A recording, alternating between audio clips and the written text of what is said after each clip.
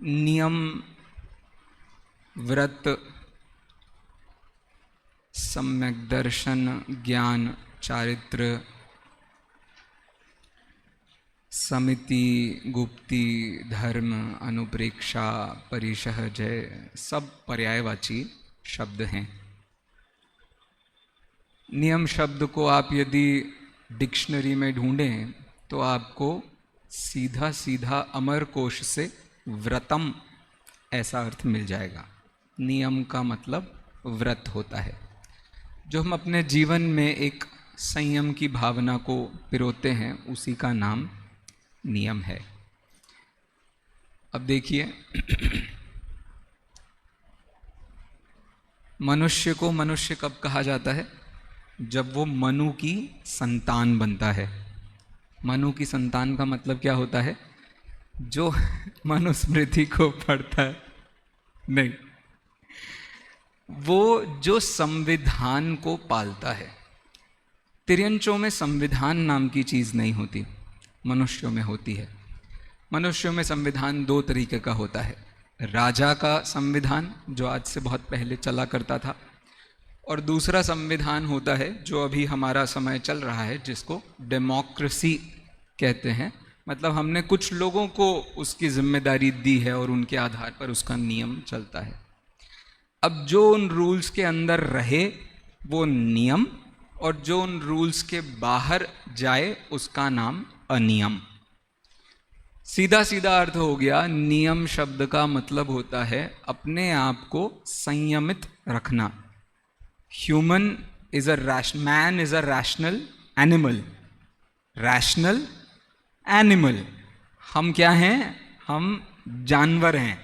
लेकिन कैसे जानवर हैं? तर्क वितर्क जानने वाले जानवर हैं। अच्छा, तर्क वितर्क जानना जरूरी है या व्रतों को धारण करना जरूरी है? दो अलग अलग स्टेटमेंट्स हो गए। व्रतों को धारण करना जरूरी है या तर्क वितर्क करना जरूरी है मनुष्य होने के लिए, मनुष्य कहलाने के लिए?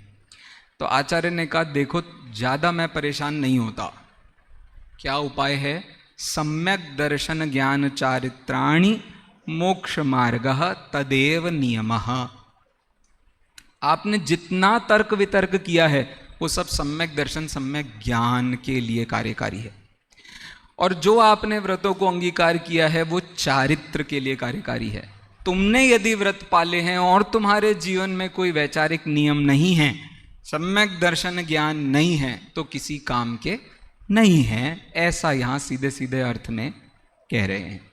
तो बात बहुत सीधी हो गई।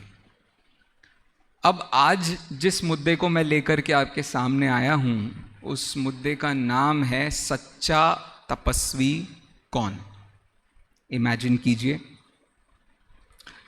हम इंद्र सभा में बैठे हैं। कौन से दिन वाली इंद्र सभा में बैठे हैं? जन्म कल्याणक की इंद्र सभा में बैठे हैं। और फिर वहां से सूचना हो गई कि भैया पहली इंद्राणी को आना है। और पहली इंद्राणी से की सूचना में बिल्कुल बढ़िया धुआंधार म्यूजिक चल रहा है। इंद्र नाचे तेरी भक्ति में छनन छनन, मस्त भक्ति चल रही है। और वो इंद्राणी कैसे आ रही है? बिल्कुल आंखें नीचे, बिल्कुल सफेद साड़ी, मुकुट और सब हार माला उतार के चुपचाप सीधी साधी घुस रही है। घुस गई इंद्र नाचे तेरी भा, घुस रही है। अरे मिलना है, वो घुस रही है। बिल्कुल शांति से जाकर के वो खड़ी हो गई। वहां भजन बड़ा मजेदार चल रहा था। अब वो जैसे ही वहां जाकर के खड़ी हुई, उसने अपने प्रियवर को देखा। प्रियवर मतलब इंद्र महाराज को देखा। उन्होंने कहा, हे चैतन्य के रसिक, मुझे ये बताओ सच्चा तपस्वी कौन है। राजा बिल्कुल मूड में आया था। वो तो बड़े नाचते नाचते आया था, ठीक है, भजन पे भजन उसको बहुत मजा आ रहा था। वो बिल्कुल सीरियस हो गया। वैसे डायलॉग पहले से दिए थे, वो तो एक्टिंग कर रहे, फाइन। आया वो, बड़ा सीरियस हो गया। उसने सोचा ये कैसा प्रश्न पूछा है इसने, तपस्वी पूछना है इसको? अपन लोग तो देव में रहते हैं, कौन सी तपस्या? कोई तपस्या, अमृत आया पिया और छुट्टी पाए, भोग आराम से मजे मेरा नहीं। तपस्वी सच्चा कौन है? तो अभी आज 175 नंबर के कलश के माध्यम से उसने उत्तर दिया था। उस उत्तर को देने से पहले उस उत्तर के लायक अपनी बुद्धि को पहले बनाना पड़ेगा। इसलिए हम सबसे पहले आलोचना विषय पर थोड़ी सी चर्चा कर रहे हैं, ठीक है? आलोचना विषय के अंतर्गत ये पूरी चर्चा की गई है। सच्चा आलोचक कौन है, तो सच्चा साधक कौन है, ये उसी प्रश्न का उत्तर है। टीचर्स सबसे ज्यादा बच्चों से किस बात के दुखी होते हैं? स्कूल कॉलेज में तो टीचर्स और बच्चों के बीच में सुखी दुखी का कोई चक्कर नहीं है भाई। ये 24 घंटे वाली जगहों पे भाई सब सुखी दुखी का बड़ा चक्कर। ऐसा पसीना, देखो नाम सुनते ही पसीना आ रहा है, ऐसा पसीना आता है, ऐसा पसीना आता है भैया, बच्चा कब क्या पूछ लेगा, कब क्या कह देगा और कब किसके पास जाके किसे पीट देगा, क्योंकि गुस्सा तो टीचर पे था, निकाला तो बच्चों पे है। तो एक चीज बड़ी इंपॉर्टेंट हो जाती है जो टीचर सबसे पहले ट्राई करता है। कौन सी चीज? भाई तू बता दे तूने क्या किया। वो उसको पनिशमेंट देनी है, ये करना है, वो करना है, सब बाद में डिसाइड होगा भाई साहब। क्यों? बच्चे क्या कहते हैं, भैया हमारे साथ सबके साथ बराबर व्यवहार होना चाहिए। यदि आपने क्लास के टॉपर को एक मिठाई दी है, मुझे भी एक मिठाई दो। उसको 4 मिठाई दी तो मुझे एक क्यों? नहीं नहीं, सही बात है, पिटाई के साथ भी ऐसे ही खेलना चाहिए हमको, क्यों ना? एक को 4 तो दूसरे को भी नहीं। आलोचना विषय इतना गहरा विषय है भाई साहब। वो ये कहता है, आलोचना विषय क्या कह रहा है? वो ये कह रहा है जिस आदमी को पता चल गया कि उसने गलती की है, उसको ये फील हो गया कि उसने गलती की है और उसकी असली गलती क्या है, बस खत्म हो गया कहानी। यही आलोचना है, यही प्रत्याख्यान है, यही प्रतिक्रमण है। क्योंकि बिजनेस टर्म्स में ऐसा कहा जाता है, problem found is half problem solved. आपके कंपनी में काम करने वाले लोग भी हैं, काम करने के साधन भी हैं, वहां सामान भी है, रॉ मटेरियल भी है, सब कुछ है। अब इतनी सारी चीजें हैं, 150 लोग आपके यहां काम करते हैं, आपको कैसे पता चलेगा कि भाई साहब प्रॉब्लम क्या है? आत्मा में कितने गुण हैं? अरे आत्मा में कितने गुण हैं? अनंत। गड़बड़ कितने गुणों में होती है भाई साहब? 4-5। श्रद्धा, ज्ञान, चारित्र, वीर्य, सुख, खत्म कहानी। अरे हाँ कि ना? अच्छा ठीक है, चलो अभी कुछ नहीं कहोगे तुम। लेकिन इनके विषय कितने हैं आप ये बताइए। विषय मतलब श्रद्धा किन किन पर होती है? तो भाई साहब बहुत सारे विषय, विषयों की कमी नहीं है। भगवान महावीर पर श्रद्धा होती है कि नहीं होती? अरे भगवान महावीर पर श्रद्धा होती है कि नहीं होती है? भगवान महावीर जब निगोद में थे तब उनकी श्रद्धा होती है कि नहीं होती है? अरे ये क्या हुआ? भगवान महावीर पर श्रद्धा करनी थी कि नहीं करनी थी? करनी थी। श्रद्धा के विषय बदलते रहते हैं भाई साहब, बहुत सारे विषय बदलते रहते हैं। किस व्यक्ति पर कितनी, कब, कैसी श्रद्धा होती है, इसका आप कोई नियामक नियम नहीं बना सकते। देवशास्त्र गुरु की श्रद्धा कैसी श्रद्धा होती है, तो ये अच्छे हैं, ये श्रद्धा श्रद्धा नहीं है, मुझे ऐसा बनना है, ये श्रद्धा है। दोनों श्रद्धाओं के बीच में जमीन आसमान का अंतर है। ये बहुत अच्छे हैं।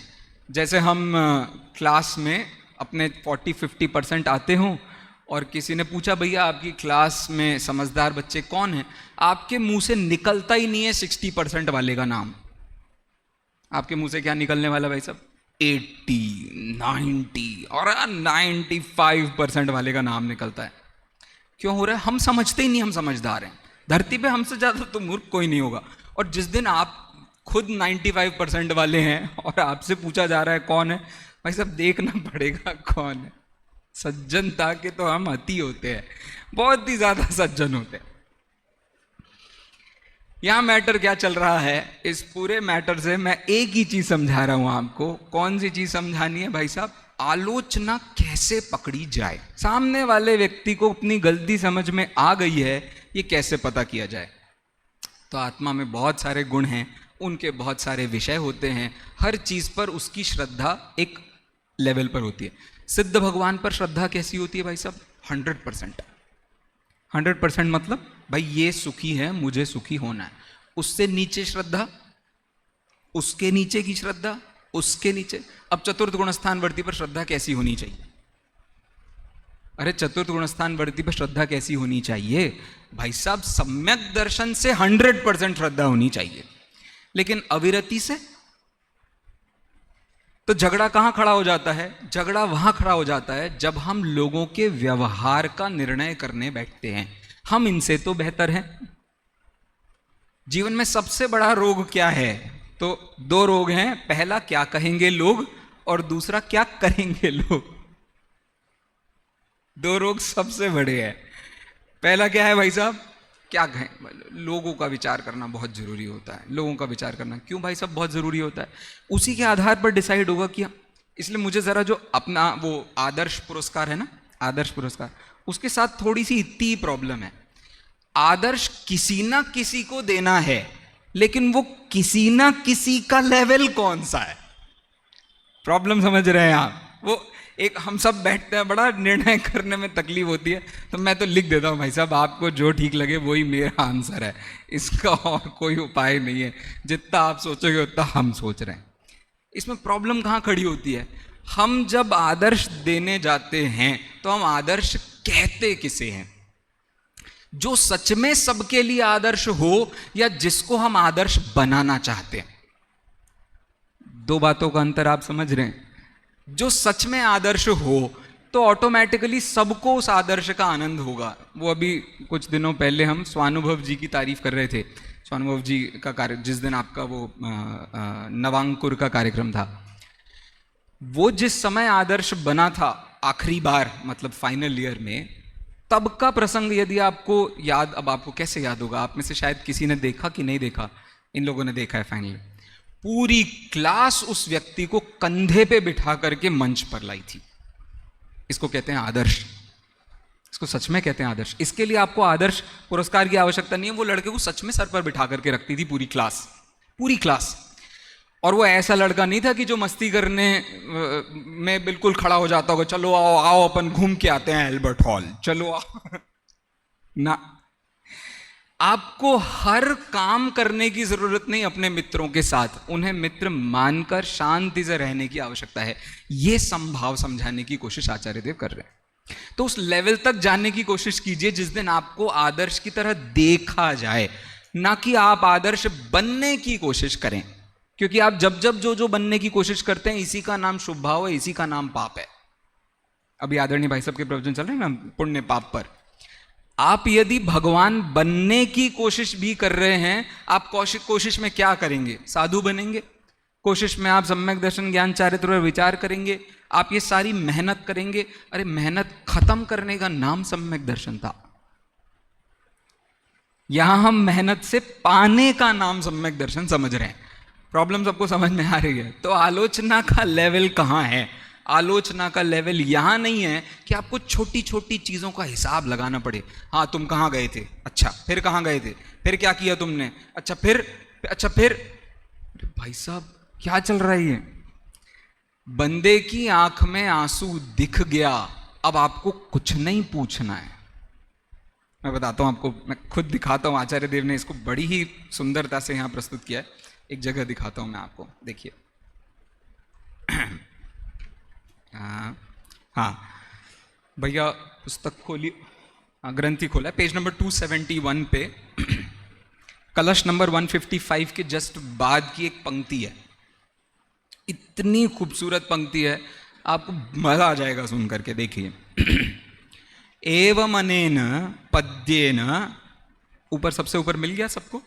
मैं बोलता हूं, चलो फिर हिंदी भी पढ़ दूंगा। एवं अनेन पद्येन व्यवहार आलोचना प्रपंचम उपहसति किल परम जिन योगीश्वर। व्यवहार आलोचना के प्रपंच पर हंसी आती है। तुम ये कौन सा खेल खेल रहे हो? अच्छा फिर तुमने क्या किया, अच्छा फिर तुमने क्या किया, अच्छा फिर तुम, कुछ नहीं रखा व्यवहार आलोचना में। निश्चय आलोचना ही सच्ची आलोचना है। हाँ मुझसे भूल हुई, खत्म हो गई बात। अरे पर्याय का ये हिसाब देने की जरूरत नहीं है कि मेरी ज्ञान की पर्याय कहां कहां गई। आज आंखें बंद करके यदि आपको अपने आप से साक्षात्कार करने का मौका मिले तो सबसे पहला आपके दिमाग में क्या विकल्प आता है? अरहंत सिद्ध आचार्य उपाध्याय साधु कैसे हैं। दूसरा विकल्प आपको क्या आता है? मैं इन जैसा नहीं हूं।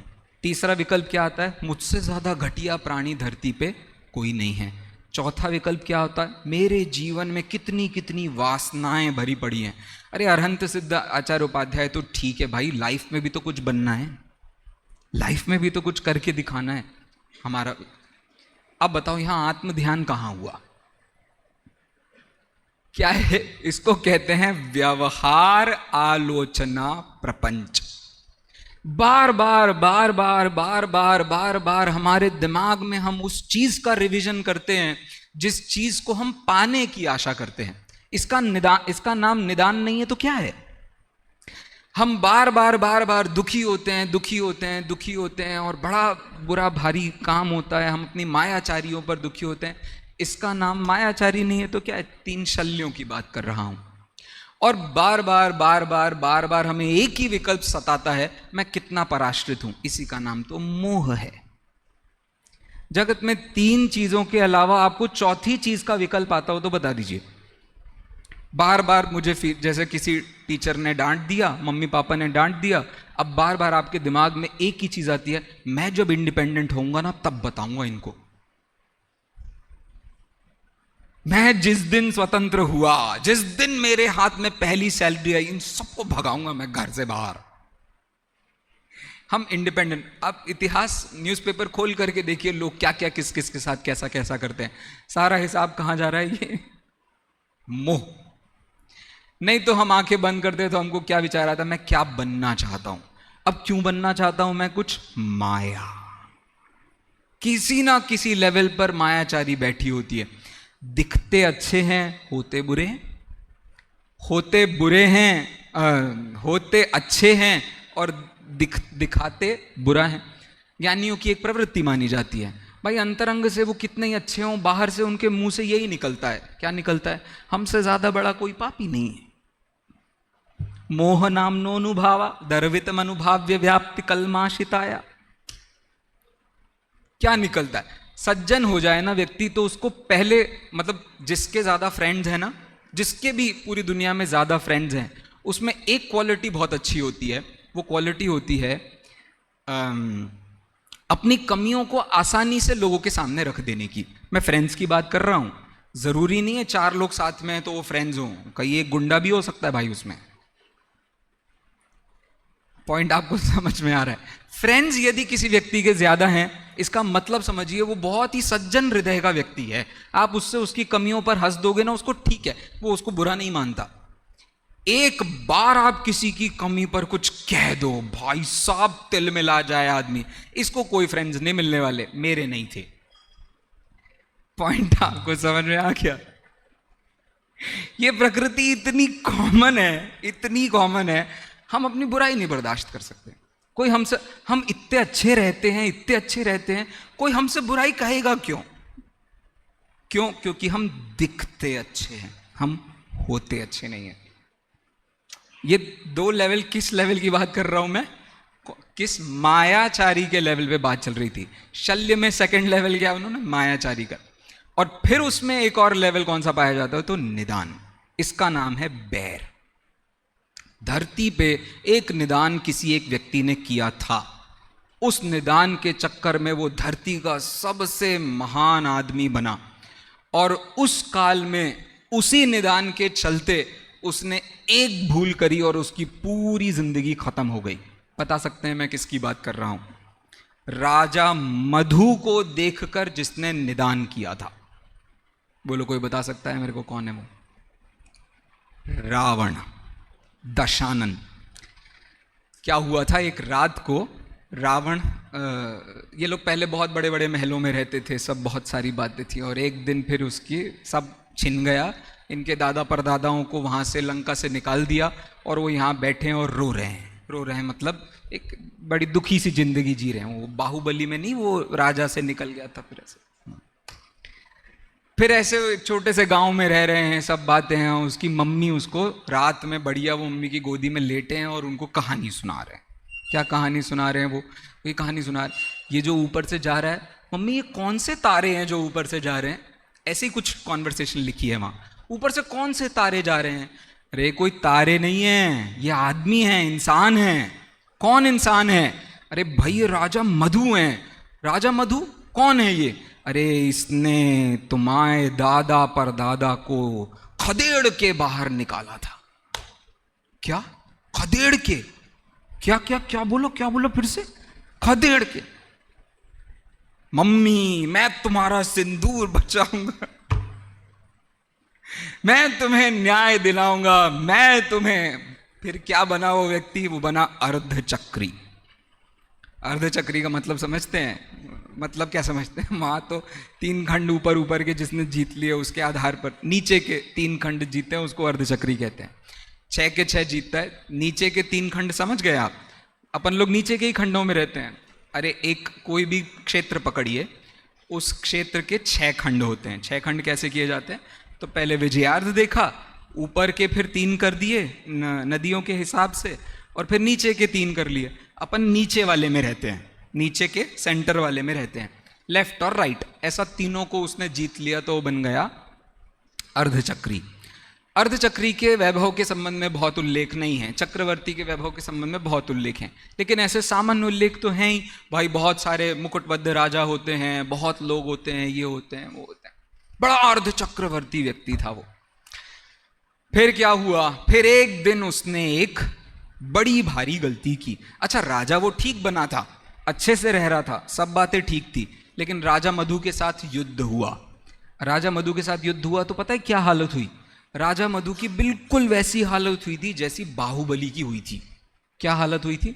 बाहुबली पिक्चर वाले की नहीं, बाहुबली की, मतलब भरत बाहुबली के बाहुबली की।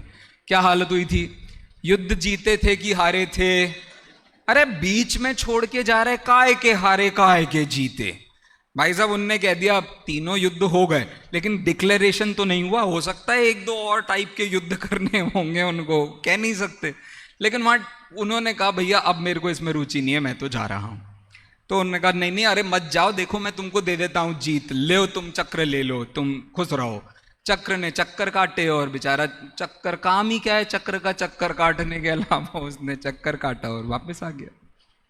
तो यहां बिल्कुल वैसे ही राजा मधु की परिस्थिति हुई। राजा मधु हाथी के ऊपर बैठे थे और वहीं पर उन्हें वैराग्य हो गया। लड़ते लड़ते बिल्कुल, अब भी उनने तलवार चलाई है, विद इन सेकेंड्स व्यक्ति को वैराग्य हो गया, उसने दीक्षा ले ली। कब? युद्ध के बीच में। आज लड़ाई करते करते जब तक सामने वाले का खून ना दिख जाए ना, हम रुकते नहीं हैं। 1 मुक्का, 2 मुक्का, 3 मुक्का, 4, अरे क्या है इसमें? कुछ नहीं हुआ, इंटरनल तो है, ठीक हो जाएगा। एक खून का कतरा दिख जाए, ओ भाई मेरा मित्र, मेरा मित्र। उस जमाने में युद्ध चल रहा है और उन्होंने युद्ध को छोड़ा और दीक्षा लेकर के चल दिए। यहां रावण के साथ परिस्थिति क्या बनी? तो मैं ये बता रहा था कि निदान की परिस्थिति ऐसी होती है कि निदान से आप जीवन में बहुत सारी चीजें अचीव कर पाते हैं, जिसका उदाहरण एक रावण के रूप में प्रस्तुत किया जाता है। और भी लोगों ने निदान किए थे, निदानों के कारण उनको भोग विलास की बहुत सारी सामग्री मिली थी। लेकिन आप तीर्थंकर बनने का निदान नहीं कर सकते भाई साहब, आप साधु बनने का निदान नहीं कर सकते। भाई चलो मैं निदान करता हूं, आज से मैं बिल्कुल वीतरागी संत बनूंगा। कैसे करोगे भाई साहब निदान? परिणाम तो तुम्हारे भोग विलास के हैं, और कह रहे हो हम तीर्थंकर बनेंगे, हम साधु बनेंगे, तो वो संभव नहीं है। संभव होने के लिए आपको उस पर बिल्कुल कट्टर मेहनत चाहिए होती है। कुछ चीज़ें आपको किस्मत से मिल सकती हैं, सब चीज़ें आपको किस्मत से नहीं मिल सकती। इसलिए जो अच्छे घरों में पैदा हो गए हैं उनको भी एक ही काम है, क्या? पढ़ाई लिखाई करो बेटा, कुछ नहीं फायदा उसके बिना। और जो बिल्कुल ही खराब घरों में पैदा हुए हैं उनके साथ भी एक ही परिस्थिति है, बेटा स्कूल जाओ, तो आपको ऐसी कहानियां बहुत मिल जाएंगी। बिल्कुल अय्याश बच्चा है, ऐसा है वैसा है, बहुत पिक्चरें मिल जाएंगी। और फिर उसको एक दिन समझ में आता है भाई द इम्पॉर्टेंस ऑफ एजुकेशन। फिर एक बिल्कुल गांव में रह रहा है, बुरे हालत में, वहां भी काम नहीं कर रहा, बिल्कुल नील बटे सन्नाटा है, उसको एक दिन समझ में आता है भाई कुछ पढ़ाई लिखाई कर लो तो कुछ हो जाएगा। तो जो भी कुछ आप प्राप्त करना चाहते हैं वो सब मेहनत का ही खेल है, शल्यों का खेल नहीं है। जीवन में जितनी भी योग्यताएं हैं उनमें बहुत सारी योग्यताओं का ऐसा परिवर्तन पाया जाता है। लेकिन यहां मुद्दा ये बता रहे हैं कि आपकी सारी शल्यों के आधारभूत मात्र ये 3 चीजें हैं। स्क्रीन पर देखिए, 107 नंबर की गाथा दिखाते हैं। आशा है आपको ये वाला पंक्ति समझ में आई होगी कि आपने व्यवहार चारित्र पर जितनी भी मेहनत करी है, इस मेहनत में कोई दम नहीं है। व्यवहार आलोचना में जितनी मेहनत करी है उसमें दम नहीं है। दम तो इस बात में है भाई साहब, निश्चय आलोचना उससे करते बनी कि नहीं बनी। श्रुत सागर मुनिराज ने यदि एक बार ये कहा होता, क्या कहा होता, मुझसे गलती नहीं हुई है, फिर देखो तुम अकंपनाचारी क्या करते। श्रुत सागर मुनिराज ने क्या कहा था भाई साहब? उनकी आंखों से आंसू छलक गए। दादा ने जो प्रस्तुतिकरण किया वो तो बड़ा ही कमाल का प्रस्तुतिकरण है। मुंह से एक शब्द नहीं बोले, एक शब्द मुंह से नहीं बोले, और उन्होंने कहा कि हाँ, आचार्य की गंभीर दशा को देखकर समझ आ गया कि अब हमको यहां पर हमने बहुत बड़ी भूल करी है। खुशी खुशी आए थे बेचारे, मायूसी से जा रहे हैं। मायूसी से नहीं जा रहे हैं, परम श्रद्धा से जा रहे हैं। किस बात की श्रद्धा से जा रहे हैं? इस बात की श्रद्धा से जा रहे हैं, मैं मरूं या ना मरूं, इस संघ से धर्म की परंपरा बचनी चाहिए। सैक्रिफाइस किसे कहते हैं?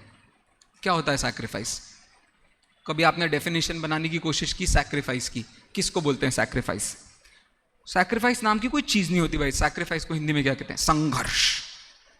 एक्टर्स ने कितना संघर्ष किया है, डायरेक्टर्स ने कितना संघर्ष किया है, हमारे मुनिराज कितना संघर्ष करते हैं। अरे संघर्ष नाम की कोई चीज नहीं होती उस दुनिया में, केवल अपनी श्रद्धा की अटूटता नाम की चीज होती है। जिस व्यक्ति को अपने श्रद्धान का भरोसा है, जिसे इस बात का भरोसा है मैं परम त्रिकाली शुद्ध पदार्थ हूं, उसके लिए उपसर्ग उपसर्ग होंगे क्या भाई साहब? उसके लिए उपसर्ग उपसर्ग नहीं है, कोई संघर्ष नहीं है। जब दादा ने ये पंक्ति लिखी थी कि श्रमण कहते हैं उसे जो श्रम ना करें, तो सब चढ़ के आ गए थे दादा के ऊपर। दादा क्या कर रहे हो आप?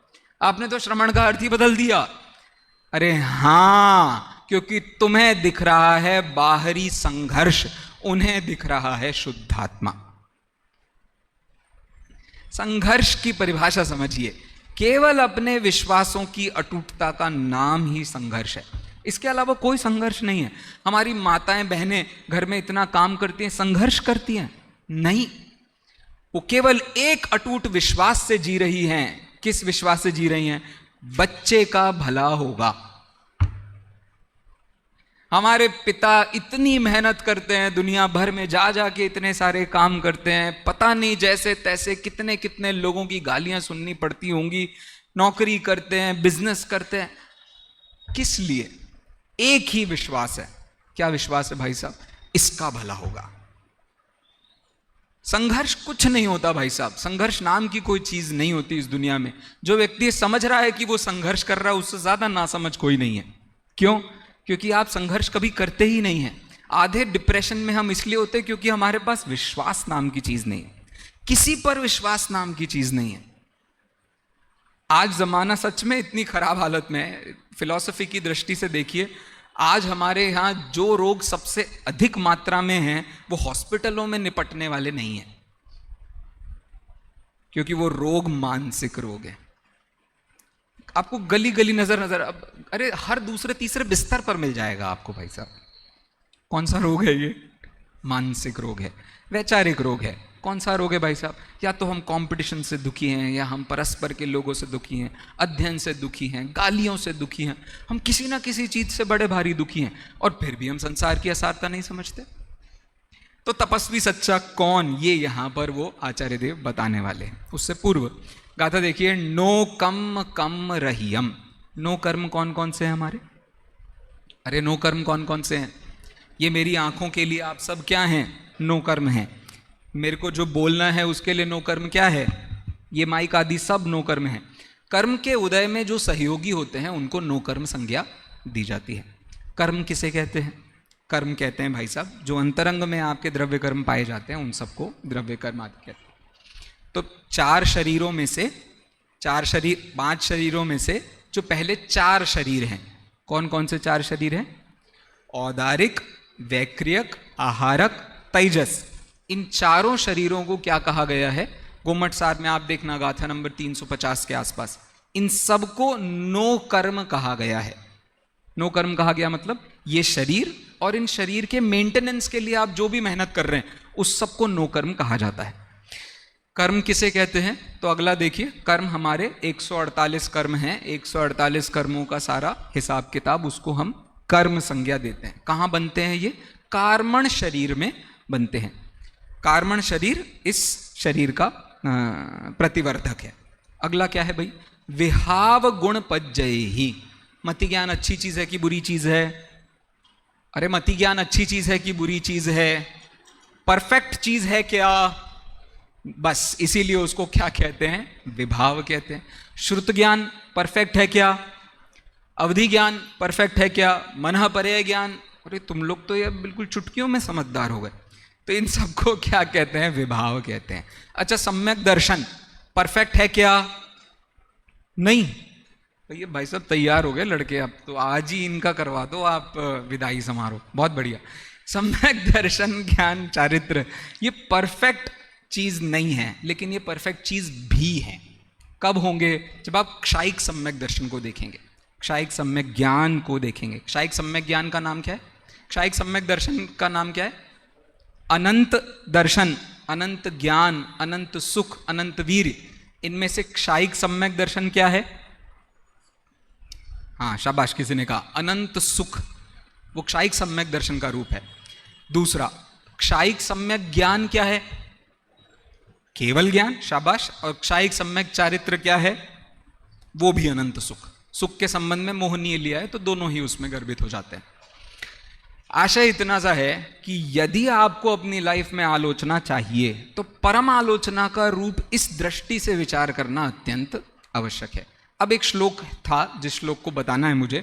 श्लोक देखते हैं सीधे। आलोचना के यहाँ चार भेद बताए गए हैं: आलोचन, आलुंछन, अविकृतिकरण और भाव शुद्धि। आप गोष्ठी में इस पर और विचार सुनेंगे ही, इसलिए इस पर अपन बहुत चर्चा नहीं कर रहे हैं। एक बहुत ही संक्षिप्त सा कलश है, उसकी चर्चा हम कर रहे हैं। कलश नंबर 175 आ गया? अरे क्या बात है। अभिनवमिदं पापं यायाः समग्र धियोऽपि ये विदधति परं ब्रूमः किं ते तपस्विन एव हि हृदि विलसितं शुद्धं ज्ञानं च पिण्डमनुत्तमं पदमिदमहो ज्ञात्वा भूयो पियांति सरागताम। हरिणी छंद है, इसकी जरा लय अलग चलती है, 6 4 7 के हिसाब से चलती है। आप देखिएगा बाद में। श्लोक कितना खूबसूरत है, मुझे तो केवल इतनी बात बतानी है। तपस्विन एव हि, ते तपस्विनः एव हि, वे तपस्वी ही हैं। किम, क्या वे तपस्वी हैं? क्या अर्थ कर रहे हैं वो? क्या वे तपस्वी हैं? अच्छा, तपस्वी के साथ में उन्होंने एक और विशेषण लगाया, समग्र धियोपि ये विदधति, मतलब बहुत ही ज्यादा समझदार हैं, बहुत ही ज्यादा पढ़े लिखे हैं, बहुत ही ज्यादा बुद्धिमान हैं। क्या वे बुद्धिमान तपस्वी हैं? क्या वे बुद्धिमान तपस्वी हैं? क्यों भाई साहब, क्या हो गया? क्या प्रॉब्लम हो गई आपको? देखो, अभिनवमिदं पापम यायाः परम ब्रूमः, जो दूसरों से ऐसा कहते हैं, नए नए पापों के प्रपंच करो, नए नए पापों को लाओ, कहीं ये करवाओ, कहीं वो करवाओ, जाओ जाके किसी को जेल में डालो, किसी को जेल से निकाल। धरती भर के जितने व्यायाम करते हैं, सारे के सारे व्यायाम करने वाले साधुओं के संबंध में वो चर्चा कर रहे हैं।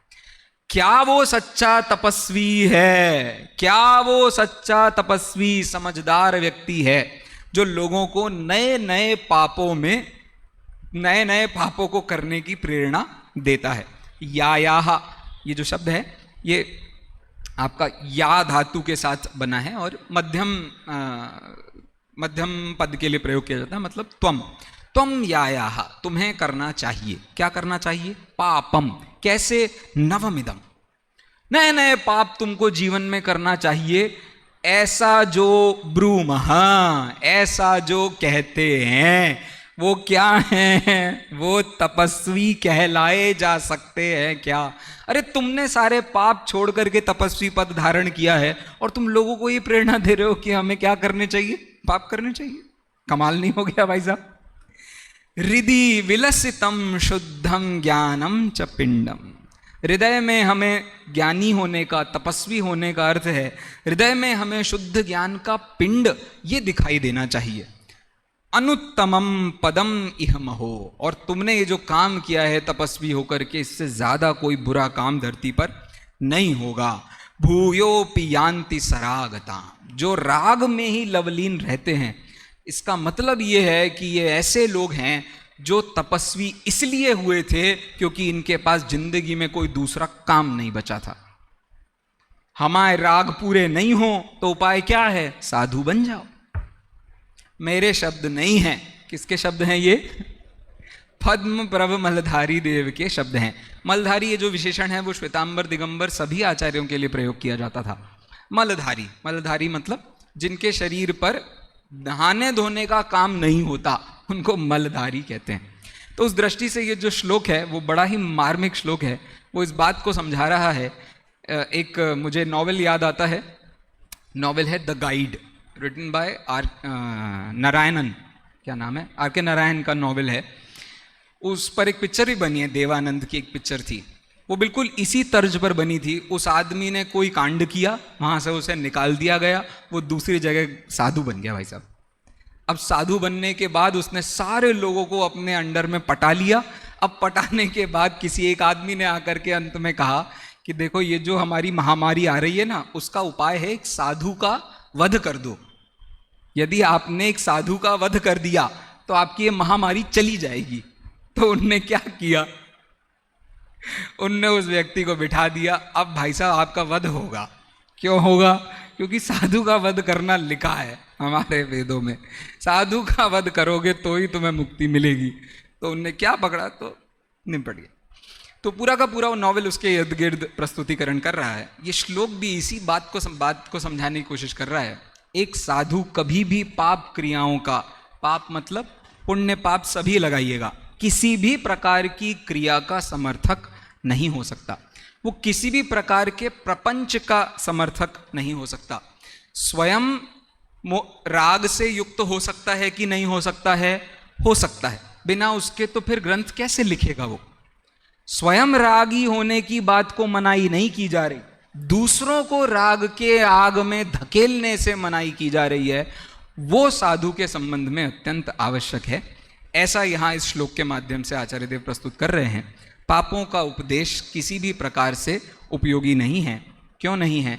क्योंकि हमने संसार को बनाया ही इन पापों से है। साधु बनने के बाद भी यदि हमको पाप ही याद आते हैं तो इससे ज्यादा बुरा क्या होगा? इस दृष्टिकोण से ये नियम सार में परम आलोचना अधिकार था। इस अधिकार के अंतर्गत बहुत सूक्ष्मता से इस बात को समझाया गया है कि आप किसी भी प्रकार से अपने साम्य भाव को खोकर यदि आलोचना करने को भी आलोचना समझते हैं तो वो आलोचना नहीं है, स्वयं में समा जाना ही वास्तविक आलोचना है। इस प्रकार से ये पूरा अधिकार था। इति शुभम।